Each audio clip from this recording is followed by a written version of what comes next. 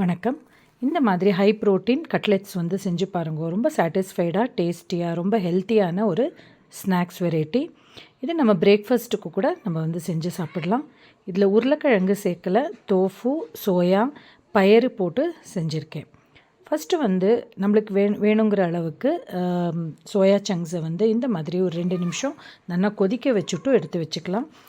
ஒரு மிக்சிங் பவுலில் தோஃபுவை நல்லா உதுத்துட்டு ஒரு மிக்ஸி ஜாரில் கொஞ்சம் ஊற வச்ச பயரும் பூண்டும் போட்டு அரைச்சி அதோடு மிக்ஸ் பண்ணிக்கலாம். இந்த மாதிரி நல்லா வெந்த சோயா சங்க்ஸை கொஞ்சமாக இது மாதிரி கோர்ஸாக அரைச்சி நம்ம மிக்சிங் பவுலில் ஆட் பண்ணிடலாம். அதில் ஒரு அரை கப் அளவுக்கு கடலை மாவு, பச்சை மிளகா, கொத்தமல்லி, நல்லா பொடியாக நறுக்கின வெங்காயம், தேவையான அளவு உப்பு, மிளகாப்பொடி, கரம் மசாலா போட்டு இந்த மாதிரி நல்லா மிக்ஸ் பண்ணிவிட்டும் நம்மளுக்கு வேண்டிய ஷேப்ஸில் வந்து இந்த மாதிரி டோஸ்ட் பண்ணினோன்னா எக்ஸலண்ட்டாக இருக்கும். டோஸ்ட் பண்ணுறது நம்ம பட்டரில் பண்ணினோன்னாக்க ரொம்ப டேஸ்டியாக வரும். இந்த மாதிரி ஹெல்த்தியாக செஞ்சு பாருங்கோ. நிச்சயமாக இது வந்து எல்லாருக்குமே பிடிச்சதாக இருக்கும். இது எல்லாருமே ட்ரை பண்ணி பாருங்கோ. நம்ம நெக்ஸ்ட் வீடியோவில் மீட் பண்ணலாம். தேங்க்யூ.